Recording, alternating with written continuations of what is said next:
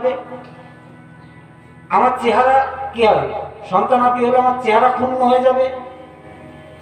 না না, আমি খাবো না, যেমন আছি তেমনিতে ভালো আছি।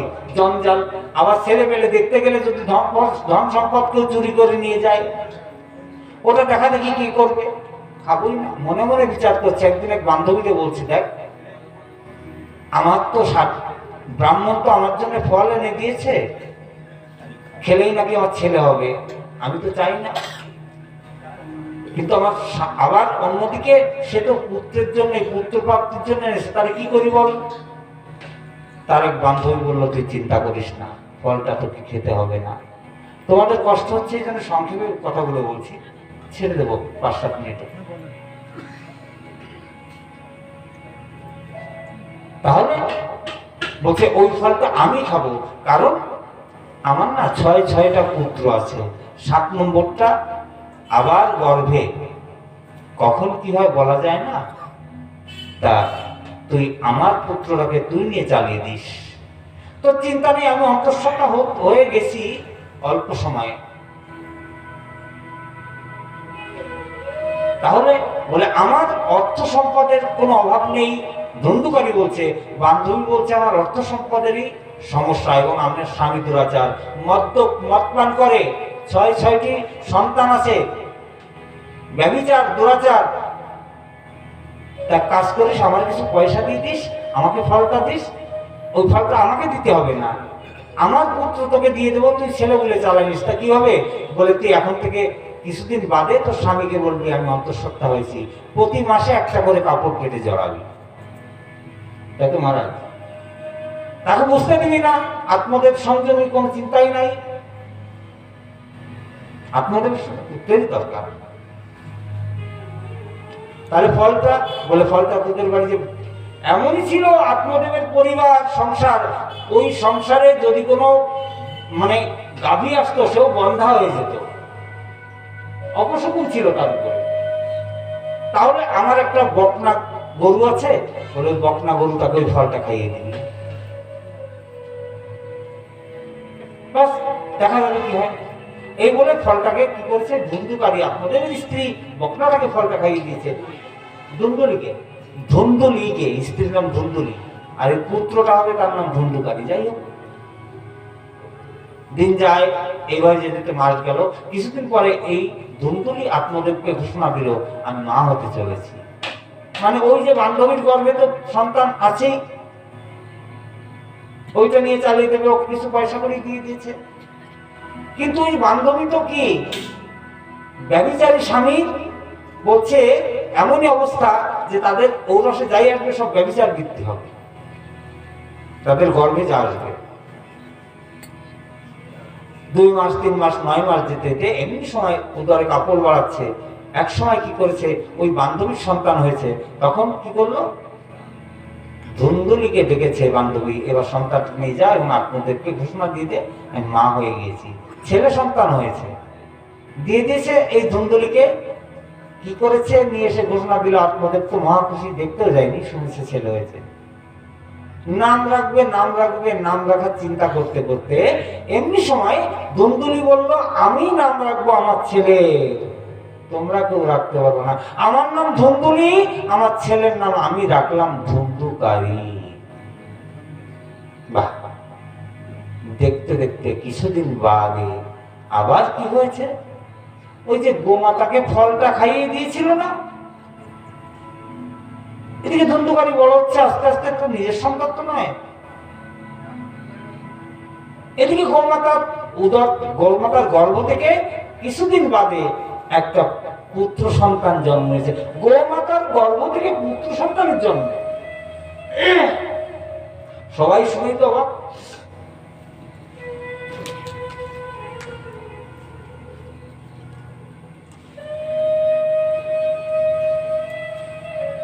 সবাই কানাকানি করছে, আরে আত্মদেবের তো লটারি লেগে গেছে। একটা নয়, আরে বাড়িতে বন্ধা গাই ছিল, তার উদর থেকেও পুত্র সন্তান হয়েছে। বলে কেমন, একেবারে পুত্র সন্তান, কিন্তু কান দুটো গরুর কানের মতো, কান দুটো গোমাতার কানের মতো। নামকরণ নিজেই করলেন আত্মদেব, কি নাম, গোকর্ণ, এটাকে বলা হয়েছে গোকর্ণ উপাখ্যান ভাগবতে। সেই উপাখ্যানটাই আজ হচ্ছে। দেখতে দেখতে ধুন্ধুকারী বড় হচ্ছে, ধুন্ধুকারী পুত্র, এদিকে গোকর্ণ একটু বড় হচ্ছে। বড় হয়ে গোকর্ণ হয়েছে কি দুরাচার বৃত্তি সম্পন্ন। কারণ ওই যে দুরাচার বৃত্তি সম্পন্ন পিতার ঔরস এবং মাতৃগর্ভ থেকে জাত হয়েছে। এই কথাগুলো বলেছে কেন ভাগবতে? কথাগুলো কেন বলেছেন? পুত্র সন্তান তো আমরা চাই, কিন্তু সৃষ্টির প্রারম্ভে আমাদেরকে সতর্ক হতে হবে আমাদের অবস্থা এবং অবস্থানটা কি। আমরা ভালো হচ্ছে পরে দুঃখ করি, ছেলেটা এই হয়ে গেল হয়ে গেল, আর নিজেদের তো স্বভাব ঠিক নাই, তা ছেলে মেয়ের দোষ দিয়ে কি হবে? As you sow, so you reap. তুমি যেমন কর্মটি করবে অবশ্যই তোমাকে প্রারব্ধ কর্ম কিছু ছাড় না। ছাড়লে তো কি হতো? পরীক্ষিতকে তক্ষর ধ্বংস করতো না। অপরাধ কে করেছিল? অপরাধ করেছিল অর্জুন, খান্ডপুষ্প দাহন করেছিল। আসবে আগামী দিনের কথায় খান্ড দাহন কথা। ঠাকুর দাদা অপরাধ করেছে, সেই অপরাধে মানে প্রারব্ধ ভুগতে হলো তার নাতিকে। এমনও হয় সংসারে, বাবা মা দাদু ঠাকুর দাদার অপরাধও তার বংশ পরম্পরায় এসে যায়। ভাববেন না আমি এটা করে পার পেয়ে গেলাম, কেউ দেখলো না। ওটা ঠিকই দেখছে দুটি নয়ন, আমরা দেখছি না, সে দেখছে। হ্যাঁ, ওখানে ফাঁকি দেওয়ার কোনো জায়গা নাই। এই জন্য কর্মটা করার আগে চিন্তা করতে হবে। আজকে যেমন আছি আছি, শরীরের বল পড়ে যে কোনো সময় দুর্ঘটনা ঘটতেই পারে। প্রারব্ধ কাউকে ছেড়ে দেয় না। হ্যাঁ, ভজনের ফলে কিছুটা হ্রাস হয়, সাধুরাও প্রারব্ধ ভোগ করে। বড় হচ্ছে ধুন্ধুকারী, বড় হয়ে কি হলো? ধুন্ধুলির পুত্র অর্থাৎ দুরাচারের পুত্র, দুরাচার বৃত্তি অবস্থান হলো। আর গোকর্ণ পড়াশুনো করে কি হলো? বেদবাদী ব্রাহ্মণ হয়ে গেল। আস্তে আস্তে বেদ শাস্ত্র পারঙ্গত হলো। ধুন্ধুকারী অত্যাচার করে বাবার উপরে, বাবা বৃদ্ধ অবস্থা হয়ে গেছে। আর গোকর্ণ শাস্ত্র কথা শেখায়, বাবাকে শোনায়। একদিন এই গোকর্ণ আপন পিতাকে বলছে, ধুন্ধুকারী প্রতিদিন সে বাবাকে বিরক্ত করে, টাকাটা ওইটা করবো তো ওইটা করবো, অসৎ সঙ্গে যায়, জুয়া তাস মদ নারী কোনোটাই বাদ রাখে না। টাকা নিতে নিতে ক্লান্ত হয়ে গেছে। আপনাদের সাধু বলেছিল না, পুত্র চেয়েও না। পুত্র নাই ভালো আছে, পুত্র যদি না হয়ে সে কুপুত্র হয়, মূত্র সমতুল্য, তুমি আরো যন্ত্রণা বেশি পোহাবে। গোকর্ণ একদিন তার নিজ পিতাকে, গোকর্ণ পণ্ডিত তো, পড়াশোনা করেছে, বাবাকে উপদেশ করছে, বাবা বার্ধক্য দশা আসলে কোনো ব্যক্তিকে সংসারে থাকতে নেই, তাকে বানপ্রস্থ অর্থাৎ সন্ন্যাস, তাকে সংসার ত্যাগ করতে হয়। যাও তুমি জঙ্গলে গিয়ে ভজন করো, তাহলে তোমার কষ্ট হবে না। এইবার কিন্তু আত্মদেব বুঝে গেলেন, আর দেরি করেননি। নিজ সুপুত্র গোকর্ণের কথা শুনে আত্মদেব যন্ত্রণার হাত থেকে বেঁচে যাওয়ার জন্য এবং হরিভজনের জন্য জঙ্গলে চলে গিয়েছেন। জঙ্গলে চলে গিয়েছেন। সংসারে থাকলে ইচ্ছা অনিচ্ছায় তিনটা অপরাধ হয় আমাদের। এই জন্য বলছি একান্ত ভজন। সংসার থাকলে নৈষ্ঠিক ভজন হবে, তোমার নিষ্ঠা সহকারে তো ভগবানের ভজন করতে পারে, কিন্তু ঐকান্তিক ভজন মানে একান্তে ভগবানের চরণে মুখটা লাগাতে পারবে না। ভজনে বসেছে, এসে দরজা টুকটুক করছে, দরজা গুলো নাতি এসে রাখছে, দাদু দাদু দাদু হলো ভজন বল। হ্যাঁ, স্মরণে, এই যে স্মরণে মানুষের সেবা, স্মরণে লীলা সেবা। গোকর্ণ পিতাকে নির্দেশ করছে, পিতা যাও তুমি এখন লীলা স্মরণ করো, গিয়ে জঙ্গলে চলে যাও। গৃহে লীলা স্মরণ হবে না, যুগল কিশোরের চিন্তা তুমি মাথায় আনতে পারবে না। পুত্রের উপদেশে পিতা গৃহ ত্যাগ করে জঙ্গলে চলে গেলেন, আর কোনোদিন ফিরে আসেননি। গোকর্ণ কি করেছেন? আস্তে আস্তে উনিও গৃহ ত্যাগ করে গোকর্ণ চলে গিয়েছেন সৎসঙ্গে, দূরে কোথাও। এবার বাবা নেই, ভাই নেই, বাড়িতে শুধু মা। বাবা নেই, ভাই নেই, বাড়িতে শুধু মা। মায়ের উপর অত্যাচার করে। মায়ের কাছ থেকে নিতে নিতে সংসারে যত বস্তু পদার্থ ছিল সবকিছু নেওয়া শেষ, এবং বেচতে বেচতেও প্রায় শেষ করে দিয়েছে। এমনি অবস্থায় মা সহ্য না করতে পেরে কি করেছেন, একদিন রাতের অন্ধকারে কুয়ার ভিতরে উনি ঝাঁপ দিয়ে দেহকে বিসর্জন দিয়ে দিয়েছেন। এখন তো আরো ধুন্ধুকারের সুবিধা হলো, আর কেউ নেই। এখন কি করেছে, আগে তো বাইরে যেত, অপকর্ম করত, আর এখন বাড়িতে কেউ নেই, একজন দুইজন নয়, 5-5 জন বেশ্যাকে ঘরে এনে রেখে দিয়েছে। এই হলো আসক্তি, এই হলো আমাদের আসক্তি। কি হয়, মন যদি না ভরে তাহলে বাইরেই দৃষ্টি যায় বেশি। আসক্ত জীব এমনি হয়।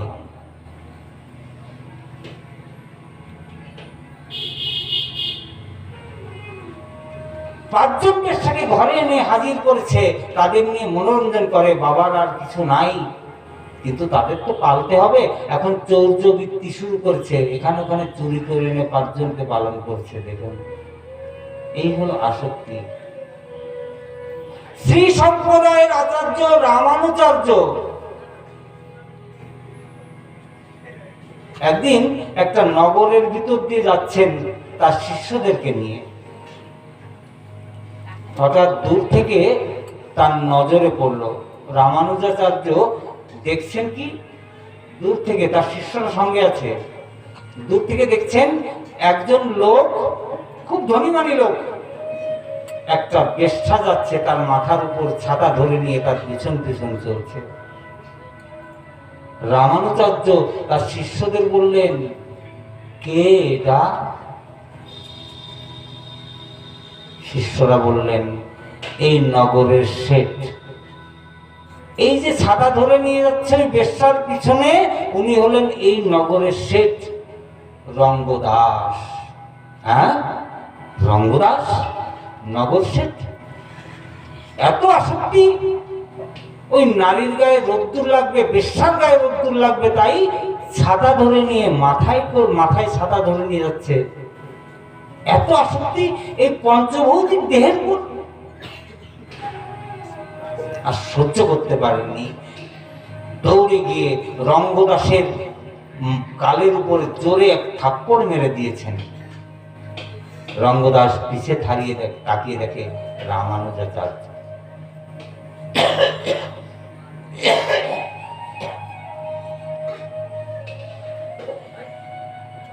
ছাতা ফেলে দিয়ে পিছনে তাকিয়েছে রঙ্গদাস।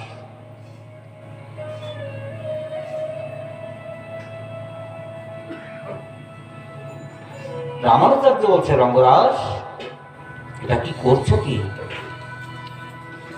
এত আসক্তি? ছি ছি ছি রঙ্গদাস, এই পঞ্চভৌতিক দেহ, তার উপরে এত আসক্তি? রঙ্গদাস, তুমি কোনো অপরাধ করনি।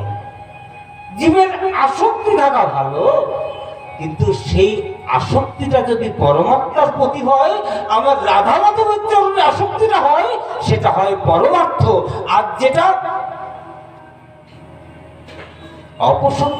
অপশক্তি অপশকুনের দিকে হয়, সেটা অনর্থ, সেটা তোমাকে নরকের দিকে নিয়ে যাবে রঙ্গদাস।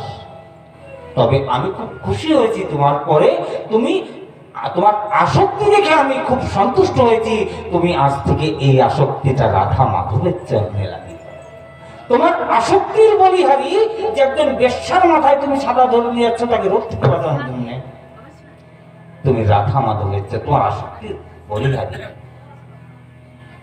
রঙ্গদাস রামানুজাচার্যের চরণে পড়ে কেঁদে ফেলেছে, প্রভু ক্ষমা করুন। সেই থেকে এই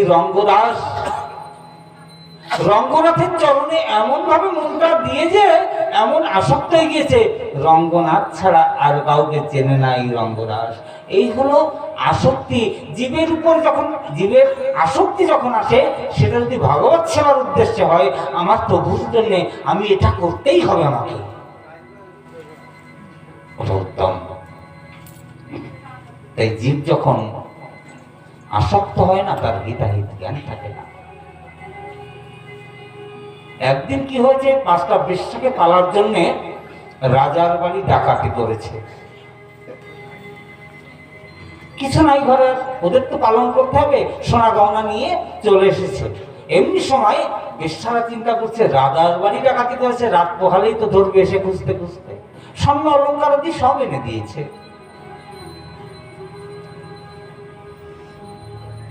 5 জন বেশ্যা কি করেছে, তাহলে তো সকালে যখন আসবে আমাদেরকেও তো ছেড়ে দেবে না, কি করি, সোনা গহনা সব পুটলি বেঁধে নিয়েছে। আজকে এই ধুন্ধুকারী যখন রাত্রে ঘুমিয়েছে, 5 জন বেশ্যা তার মুখটা ভালো করে কি করেছে, হাত পা বেঁধে নিয়েছে, এবং হাত পা বেঁধে মুখের ভিতরে প্রজ্বলিত অগ্নি প্রবেশ করিয়ে দিয়েছে, কাঠ কয়লা প্রবেশ করে দিয়েছে। আজকে ধুন্ধুকারী জোরে চিল্লাচ্ছে, চিৎকার করছে, বাঁচাও বাঁচাও বাঁচাও। 5 জন বেশ্যা সেখান থেকে স্বর্ণ অলঙ্কার দিনে পালিয়ে চলে গিয়েছে। সেখানেই ধুন্ধুকারীর মৃত্যু হলো। আত্মার হলো অধোগতি। শাস্ত্র বলছে না, অন্তে মতি সগতি। জীব অন্তিম সময় যে যে অবস্থায় দেহ ছাড়বে, পরবর্তীতে সে সেই জনই প্রাপ্ত হয়। নরকে গিয়েছে, প্রেত জনই প্রাপ্ত হয়েছে, কয়লাকে পুড়িয়ে দিয়েছে। শুনে নেবেন, কয়েকটা আত্মার কিন্তু উদ্ধার হয় না, একমাত্র উদ্ধারে বল ভাগবত। আগুনে পড়লে, অ্যাক্সিডেন্ট করে মারা গেলে, আত্মহত্যা করলে, জলে ডুবে মরলে, এই আত্মার কিন্তু কোনোদিন উদ্ধার হয় না। অনেকে পিণ্ড টিণ্ড দিতে যায় গয়ায়, সব ভেলকিবাজি। এই আত্মার একমাত্র উদ্ধারের পথই হচ্ছে, শাস্ত্রে বলছেন শ্রীমদ্ ভাগবত জ্ঞানযোগ্য সপ্তাহ, এর দ্বারাই আত্মার উদ্ধার হতে পারে, অন্য কোনো তাই উদ্ধার হবে না। এই পরেই এসে যাবে। চলে গিয়েছে, প্রেতজনী প্রাপ্ত হয়েছে। কিছুদিন পর তার ছোট ভাই, ওই যে গোকর্ণ, আবার শুনেছে সবার কাছে তার ভাই মারা গিয়েছে বিভিন্ন এলাকায়। ভাই এসেছে গৃহে ফিরে গোকর্ণ। একদিন রাত্রে গোকর্ণ ঘুমিয়ে আছে, আমার সমাপ্তির দিকে গিয়েছে। এমনি সময় ঘুমের ভিতর দেখছে কি দাউ দাউ করে আগুন জ্বলছে, একটা ভেড়া ডাকছে, কিছুক্ষণ পর একটা হাতি। কি ব্যাপার, কিছুই বুঝতে পারছে না কি হলো। এক এক সময় এক এক রূপে আসছে। কি ব্যাপার, কে হে তুমি, গোকর্ণ জিজ্ঞাসা করছে। কথা কইতে পারছে না তো, জড় এই জীব। গোকর্ণজি মহারাজ বুঝতে পারলেন এই কোনো প্রেত, তাহলে কে দেখতে হবে। কুমণ্ডল থেকে জল নিয়ে মন্ত্রপুত করে ওই প্রেত জমির উপর ছিটিয়ে দিয়েছেন। সঙ্গে সঙ্গে তার কি করেছে, এই ধুন্ধুকারী বলছে, ভাই আমি নরকে। তার আগে গোকর্ণ কিন্তু লোকের কথাই শুনে গয়ায় পিণ্ডদানও করে এসেছে। এলাকার লোক বলেছে গোকর্ণকে, তোমার ভাই খুব উৎপাত করে। গোকর্ণ গয়ায় পিণ্ডদান করে এসেছে, পিণ্ডদানেও উদ্ধার হয়নি। এখন এগুলো কেন করছে, বলতে আমার উদ্ধার হয়নি। চিন্তায় পড়ে গেলেন। আবার সূর্য নারায়ণ তপস্যা করতে লাগলেন। সূর্য নারায়ণ তপস্যা করতে করতে কি করছে, সূর্য নারায়ণ দৈববাণী প্রদান করলেন, হে গোকর্ণ তুমি সৎকর্ম করো। বলে সৎকর্মটা কি, বলে শ্রীমদ্ ভাগবত জ্ঞানযোগ্য সপ্তাহ করো। এই জ্ঞানযোগ্য সপ্তাহের মাধ্যমে তোমার ভাইয়ের এই প্রেতজনী আত্মার উদ্ধারে একমাত্র পথ। সেই কথারূপে আজকে গোকর্ণ এলাকায়, নিজ এলাকায় ভাগবত জ্ঞানযোগ্য সপ্তাহের আয়োজন করেছেন। সেখানে এলাকাবাসী সবাই এসেছে। এখন তো প্রেতজনী হাওয়া, দেহটা হাওয়া দেহ, তাকে বসতে দেবে কোথায়, কথা না শুনলে তো প্রেতজনীর উদ্ধার হয় না। তাহলে ওই যে প্রেতজনী প্রাপ্ত ভাইকে শোনাতে হবে। তখন কি করেছে, 7 গাঁট আলা, 7 গাঁট মানে 7 গিরিয়াল একটা বাঁশ, ওখানে একটা বাঁশের ছিদ্র করে তার ভিতরে স্থান দিয়েছে। এসে ওই ধুন্ধুকারী প্রেতজনী প্রাপ্ত অবস্থায় এসে বাঁশের ভিতর বসে গিয়েছে। কথা হচ্ছে, প্রথম দিনের কথা শেষ, একটা বাঁশের গাঁট ফুটে উঠলো।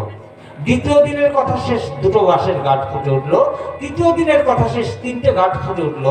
চতুর্থ দিনে 4টে। এইভাবে 7 দিনের কথা শেষ হতে হতে নাই 7 দিনে 7টা বাঁশের গাঁট ফুটে উঠলো। এবং ফিরে তার ভিতর থেকে কি সেই ধুন্ধুকারী স্বদেহে আবার প্রেতজনী থেকে মুক্তিপ্রাপ্ত হয়ে সেখানেই উপস্থাপিত হয়ে গেল, সেখানে এসে গেল, হাওয়া দেহ থেকে মনুষ্য দেহ প্রাপ্ত করলো। এমনি সময় দেখতে দেখতে ভগবানের পার্শ্বদগণ বিষ্ণুদূতগণ পুষ্প বিমান নিয়ে সেখানে উপস্থিত হলেন। সেই পুষ্প বিমানে উঠে ধুন্ধুকারি চলে গেল ভগবানের ধামে। বলিয়ে ভক্তবৎসল ভগবান। এই প্রকারে যখন চলে যাবে, এমনি সময় বিষ্ণুদূতকে আটকে দিয়েছেন গোকর্ণ। যখন ধুন্ধুকারিকে নিয়ে চলে যাবে, বিষ্ণুদূতকে আটকে দিয়েছেন গোকর্ণ। প্রভু, এত লোক কথা শুনলো, গোকর্ণকে কেন নিয়ে, ধুন্ধুকারিকে কেন আগে নিয়ে যাচ্ছেন? এমনি সময় বিষ্ণুদূতগণ বলল, একমাত্র ধুন্ধুকারি 7 দিন একান্ত মনোনিবেশ করে একই স্থানে বসে কথা শ্রবণ করেছে, এই জন্য ওর উদ্ধারটা আগে হবে। তাহলে সূর্যনারায়ণ তপস্যা করলো, সূর্যনারায়ণ বলল সবাইকে প্রতিদিন নিয়ম করে কথা অমৃত শ্রবণ করতে হবে অবশ্যই। আবার এই গোকর্ণজি মহারাজ যখন ধুন্ধুকারিকে নিয়ে চলে গেছে, আবার কথা শুরু করলেন সপ্তাহযজ্ঞ। আবার পুনরায় আস্তে আস্তে সবাই স্থির চিত্তে, শুদ্ধ চিত্তে যখন এই ভাগবত কথারূপী অমৃত শ্রবণ করেছেন, দেখতে দেখতে একদিন আবার পুনরায় সপ্তাহান্তে বিষ্ণুদূতগণ শত শত এই পুষ্প বিমান নিয়ে এসে হাজির হলেন। সেখানে সবাই সেই পুষ্প বিমানে চড়ে ভগবানের স্বধামে প্রবেশ করেছেন। এমনি সময় ভগবান নিজেই, দূতবিহীন ভগবান নিজেই এসে বলছেন, কি হে গোকর্ণ, তোমার কি মনে কষ্ট আছে? গোকর্ণজি বলছে, না প্রভু, আমার কষ্ট কিসে? বলছে, তোমাকে আমার লোকজন পুষ্প বিমানে নেবে না, আমার দূতরা ওদেরকে নিয়ে গেছে পুষ্প বিমানে, আমি স্বয়ং এসেছি তোমাকে নেওয়ার জন্য, তুমি আমার বিমানে চড়ো। এইরূপ কথা অমৃত তুমি পরিবেশন করছে, তোমার যাত্রা আমার বিমানেই হবে। এইভাবে গোকর্ণজির উপরেও ভগবান সাক্ষাৎ নিজেই কৃপা করলেন। শৌনকাদি মুনি ঋষিগণ প্রশ্ন করছেন সূতজি মহারাজকে, তারপর আর কি হলো প্রভু বলুন? সূতজি মহারাজ বললেন, আজকে সময় কম, আগামী দিন আবার কথা হবে। আজকে সময় শেষ, আগামী দিন আবার পরবর্তী কথা নিয়ে আগামী দিন ঠিক বিকাল 4:30 থেকে আমরা এই ভাগবত কথারূপী আস্বাদন করব।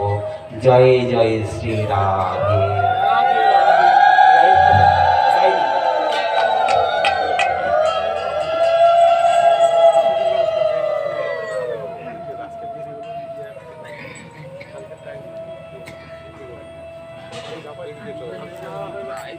আমারও তো অবস্থা খেলা শ্রেণী, এই অ্যাক্সিডেন্ট পরের থেকে উঠতে বসতে পারলাম।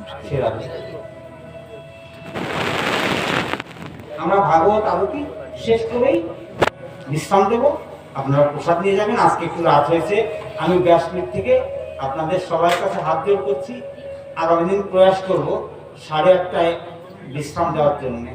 পাঠ তো 7 দিনে এগিয়ে নিতে হবে, 335টি অধ্যায়। আপনারা ধৈর্য ধরুন, একটু প্রসাদ না নিয়ে যাবেন না, আমি হাত জোড় করছি। যদি কারো যেতে সমস্যা হয়, আমাদের এই গৃহকর্তা আপনাদের গাড়ি, টোটো, অটো যাই বলেন সেই ব্যবস্থা করে পাঠিয়ে দেবে। আপনারা একটু ধৈর্য ধরবেন।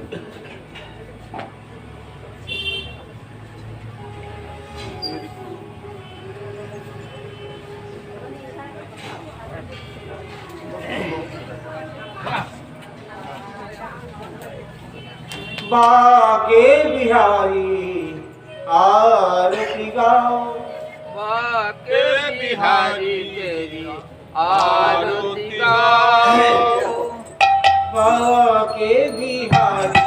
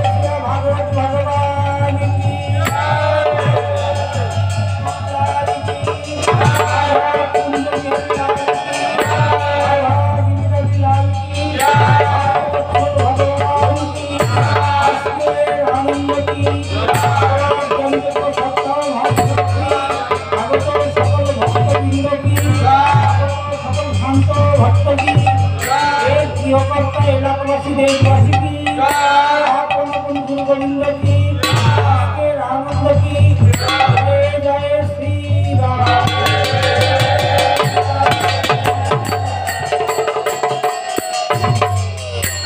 সবাই ধৈর্য ধরবেন, প্রসাদ নিয়ে যাবেন। আজকে একটু রাত হয়ে গেল, আমি ক্ষমা প্রার্থী, কারণ আমাদের গঙ্গা ভবনের একটা অনুষ্ঠান প্রথম দিন থাকে। বলছেন আপনাদের কষ্ট করে ফেলেছি, আমি জানি সময়টা ঠিক রাখা যায়নি। আর দিন থেকে ভগবানের ইচ্ছা হলে সময়টা ঠিক হবে যাচ্ছে। আপনারা কেউ যাবেন না? হ্যাঁ তুই যা প্রসাদ দিয়ে দে